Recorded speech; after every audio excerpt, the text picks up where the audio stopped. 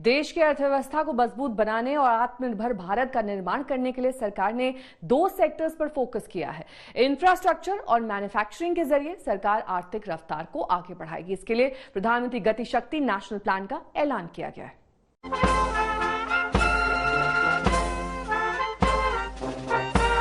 75वें स्वतंत्रता दिवस पर प्रधानमंत्री ने इकोनॉमी को $5 ट्रिलियन के महत्वाकांक्षी लक्ष्य तक ले जाने का रोड मैप पेश कर दिया है।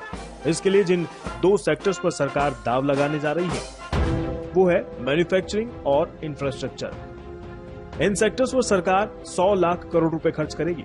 इसके लिए प्रधानमंत्री गति शक्ति नेशनल प्लान योजना का ऐलान किया गया है। इस योजना के तहत युवाओं को रोजगार के मौके मिलने के साथ ही देश के इंफ्रास्ट्रक्चर का चौतरफा विकास भी किया जाएगा। प्रधानमंत्री गति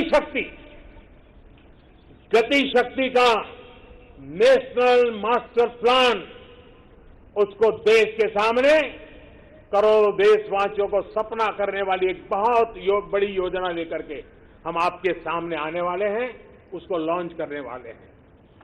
100 लाख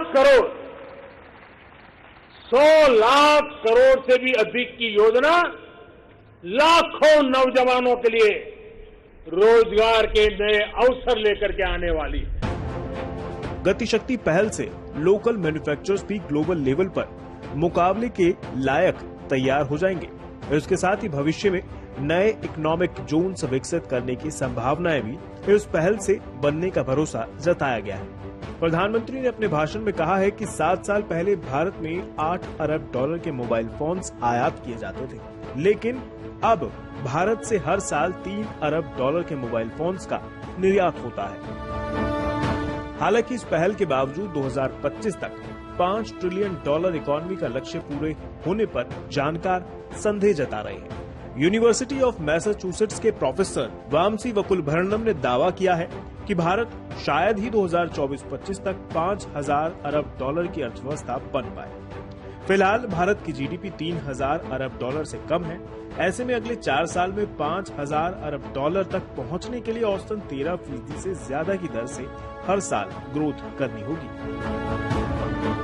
इतनी विकास दर को हासिल करना बेहद मुश्किल काम है, लेकिन जानकारों का मानना है कि अगर ये योजना ठीक से लागू होती है तो फिर भारत इसे 2025 के करीब हासिल करने में कामयाब हो भी सकता है।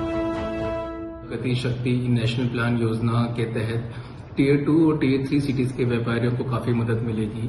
उनके औद्योगिक क्षेत्र को वो जो उत्पाद बनाते हैं उनको प्रधानमंत्री जी की योजना के तहत इंफ्रास्ट्रक्चर और टेक्नोलॉजिकल सुविधाएं मिलेगी, जिनसे उनके उत्पाद विश्व स्तरीय बनेंगे, एक्सपोर्ट में बढ़ावा होगा।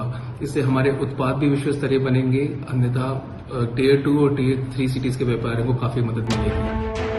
आधुनिक इंफ्रास्ट्रक्चर को विकसित करने के साथ ही पीएम ने उद्योग जगत को ये भी कहा है कि हमें विश्व स्तरीय उत्पादन बनाने वाले देश के तौर पर अपनी पहचान बनानी होगी। इससे भारत एक ऐसा देश बनकर उभरेगा जो बेहतरीन इनोवेशन और नए दौर की तकनीक को विकसित करेगा। ब्यूरो रिपोर्ट, आज तक।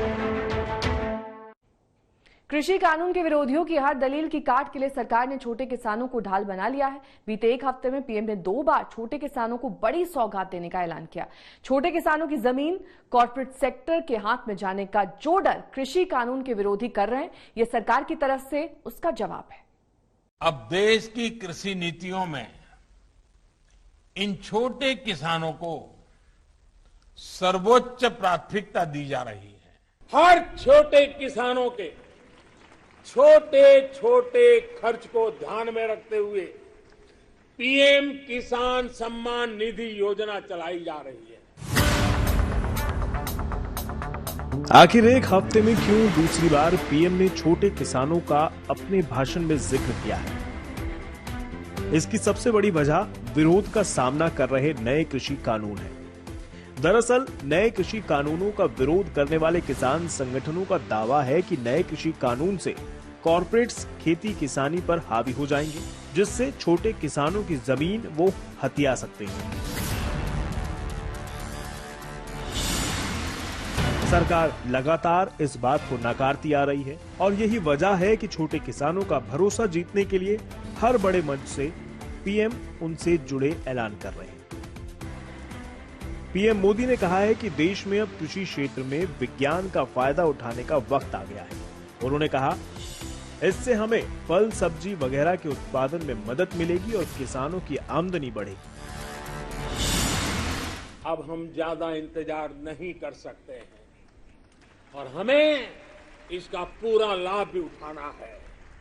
ये देश को खाद्य सुरक्षा देने के साथ फल, सब्जियां और अनाज का उत्पादन बढ़ाने में बहुत बड़ी मदद मिलेगी।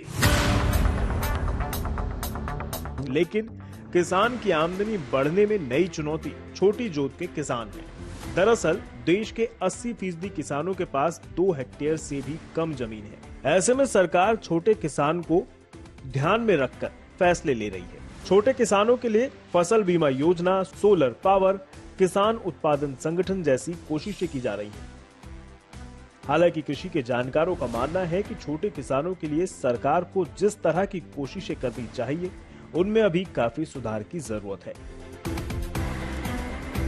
छोटे किसान है, विशेष तौर पर उनके लिए एक ठोस कार्य योजना बनाने की जरूरत है, जिसमें उनके जो प्रोडक्ट्स हैं उनको वैल्यू एडिशन करने के लिए छोटे छोटे उद्योग गांव के आसपास में लगाना, उनको एक्सपोर्ट की किसी तरह फैसिलिटी देना ताकि उनकी अच्छी कीमत मिले और किसान को भी बेहतर आमदनी मिले। इस प्रकार की एक विशेष कार्य योजना सरकार को सामने लानी होगी। इसके साथ ही पीएम ने किसानों को ऑर्गेनिक खेती के लिए प्रोत्साहित करने की भी बात कही है। पूर्वोत्तर भारत के कई इलाकों में ऑयल पंप ऑर्गेनिक फार्मिंग के लिए तेजी से काम किया जा रहा है। किसानों को इसके लिए प्रोत्साहित भी किया जा रहा है। जानकार भी मानते हैं कि ऑर्गेनिक उत्पादों के जरिए किसानों को बढ़ावा देने के साथ ही अर्थव्यवस्था को भी इससे काफी मदद मिल सकती है।